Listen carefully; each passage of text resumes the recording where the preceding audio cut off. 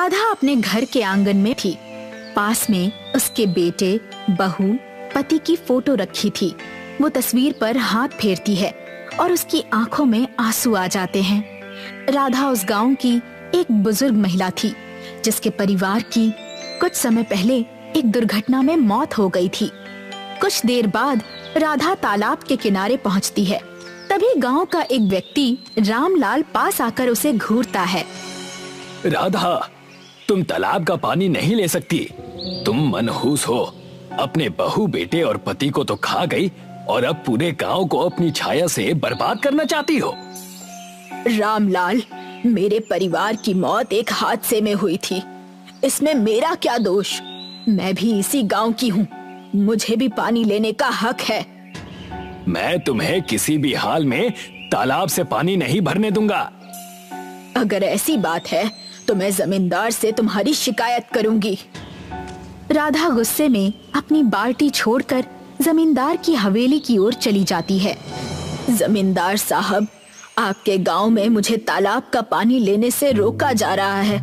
ये कैसा अन्याय है? गांव वाले वही कहते हैं जो मैं उन्हें कहने के लिए बोलता हूँ, और मेरा भी यही मानना है कि तुम मनहूस हो, इसीलिए तुम्हें तालाब के पानी को हाथ लगाने की इजाजत नहीं है। लेकिन मेरे घर का पानी बंद हो गया है। मुझे कोई फर्क नहीं पड़ता।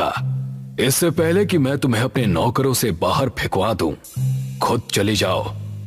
राधा की आंखों में आंसू छलक पड़ते हैं। वो चुपचाप वहां से बाहर निकल जाती है। राधा गांव के हर घर का दरवाजा खटखटाती है, लेकिन उसकी कोई मदद नहीं करता। राधा, हमें माफ कर दो। जमींदार के खिलाफ हम नहीं जा सकते। अगर हमने तुम्हें पानी दिया तो जमींदार हमें गांव से निकाल देगा। राधा मायूस होकर गांव से बाहर निकल जाती है। तभी एक लंबी जटाओं वाला साधु वहां आता है। उसके हाथ में एक कमंडल था जिसमें पानी था। माँ, तुम रो क्यों रही हो? राधा अपनी कांपती हुई आवाज में पूरी घटना साधु को बताती है। मनुष्य कितना स्वार्थी हो गया है। वो नहीं जानता कि पानी का मूल्य क्या होता है। साधु अपनी आंखें बंद करता है और कुछ देर तक मंत्र बुदबुदाता है। फिर वो राधा की ओर देखता है। माँ, तुम अपने घर जाओ। मैं रात को तुम्हारे घर आऊंगा। राधा धीरे धीरे अपने घर की ओर बढ़ जाती है।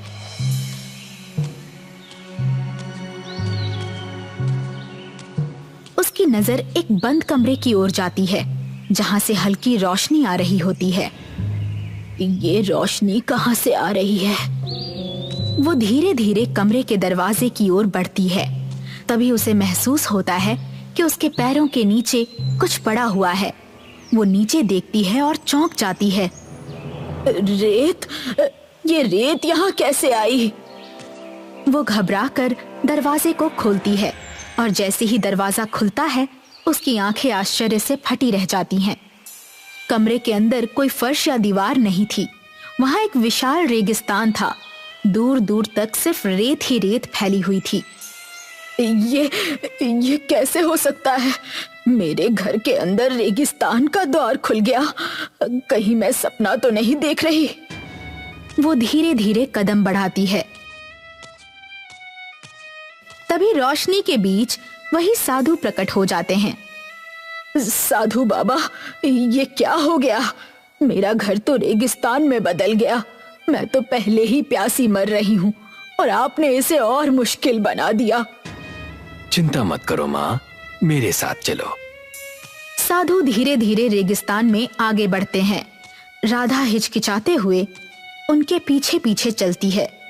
दूर दूर तक सिर्फ रेत ही रेत नजर आती है। बहुत दूर चलने के बाद वे एक विशाल तालाब के पास पहुंचते हैं। इतना सुंदर तालाब, क्या ये सच में है? जाओ माँ, अपनी प्यास बुझा लो। राधा जल्दी से तालाब के किनारे बैठती है और पानी पीने लगती है। साधु बाबा, आपने मेरी प्यास बुझाई। ये पानी तो अमृत जैसा है। माँ, आज से ये तालाब तुम्हारा है। अब इस पानी की मालकिन तुम हो। कुछ समय के बाद तुम्हारे गांव के लोग खुद तुम्हारे पास आएंगे। उस समय उन्हें पानी की असली कीमत समझाना। साधु धीरे धीरे रोशनी में लुप्त हो जाते हैं। अगली सुबह गांव के लोग तालाब से पानी भरने आते हैं, लेकिन वे देखकर हैरान रह जाते हैं कि तालाब पूरी तरह से सूख चुका था। अरे ये क्या हुआ? हमारा तालाब कहाँ गया? पानी तो पूरा सूख गया, अब हम क्या करेंगे? गांव के लोग इकट्ठे होकर जमींदार के पास पहुंचते हैं।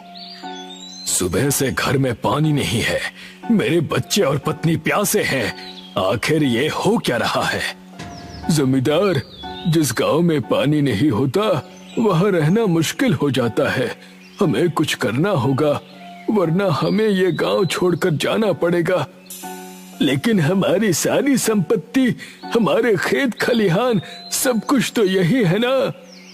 तभी एक बूढ़ी काकी घर से बाहर आती है। सुना है कुछ दूर एक साधु महाराज रहते हैं, क्यों ना हम उन्हीं के पास चले, शायद वो हमारी मदद कर सके।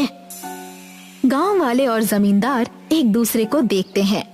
गांव वाले और जमींदार एक साधु के पास पहुंचते हैं। महाराज, हमारे गांव का पानी अचानक सूख गया है, हमें बचाइए। तुम्हारा पानी तुम्हें रेगिस्तान में मिलेगा। गांव वाले चौंक जाते हैं, आपस में कानाफूसी करने लगते हैं। ये क्या कह रहे हैं महाराज? रेगिस्तान में पानी कहां से मिलेगा? महाराज, कृपया साफ साफ बताइए। तुम्हारे गांव पर किसी प्यासे की बद्दुआ लगी है। चाहे तुम दुनिया के किसी भी कोने में चले जाओ, तुम्हारे भाग्य में पानी नहीं है। जब भी पानी को छूने की कोशिश करोगे, वो किसी और चीज में बदल जाएगी। लेकिन हमें पानी की जरूरत है महाराज, बिना पानी के हम कैसे जिएंगे? ज्यादा दूर जाने की आवश्यकता नहीं है। तुम्हारे गांव में राधा नाम की एक बूढ़ी औरत रहती है, जाओ उससे मिलो। गांव वाले और जमींदार चौंक कर एक दूसरे को देखने लगते हैं। वो सब राधा के घर पहुंचते हैं, लेकिन दरवाजे पर ताला लगा होता है। जमींदार इधर उधर देखता है और एक खिड़की से झांकता है। अंदर एक कमरा चमक रहा होता है। ये क्या? इस कमरे से रोशनी क्यों आ रही है? गांव वाले कमरे का दरवाजा खोलते हैं, लेकिन जैसे ही अंदर कदम रखते हैं, वे खुद को रेगिस्तान में पाते हैं। सामने विशाल तालाब दिखता है। तालाब के किनारे राधा बैठी होती है। समझ गया, ये तालाब हमारे गांव का ही है। राधा, तुमने जादू टोना किया है। जादू टोना? जब मैं प्यास से तड़प रही थी तब किसी ने मेरी मदद नहीं की। अब जब तुम सब प्यासे हो तो तुम पर क्या बीत रही है? लेकिन जैसे ही जमींदार पानी को छूता है, उसके हाथ झुलस जाते हैं। ये क्या हुआ? राधा, कम से कम मेरे गांव वालों को पानी पीने दो, नहीं तो सब प्यास से मर जाएंगे। अब पता चला, जब कोई प्यास से तड़पता है तो उसकी क्या हालत होती है। गांव वाले शर्मिंदा हो जाते हैं।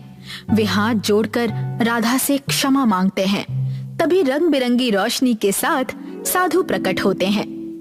ये सब मैंने ही किया था, ताकि तुम्हें एहसास हो कि कोई भी व्यक्ति मनहूस नहीं होता। राधा का परिवार उसे छोड़कर चला गया, तो इसमें उसका क्या दोष? लेकिन तुमने उसके साथ अन्याय किया। हमने बहुत बड़ी गलती की महाराज। गलती को सुधारने का एक ही उपाय है, राधा को उसका सम्मान वापस दो। गांव वाले राधा को साथ लेकर वापस गांव लौटते हैं। गांव लौटते ही तालाब वापस प्रकट हो जाता है। अब से तुम हमारी माँ जैसी हो राधा, हम तुम्हारा पूरा ख्याल रखेंगे। गांव वाले भी हामी भरते हैं। राधा की आंखों में खुशी के आंसू आ जाते हैं।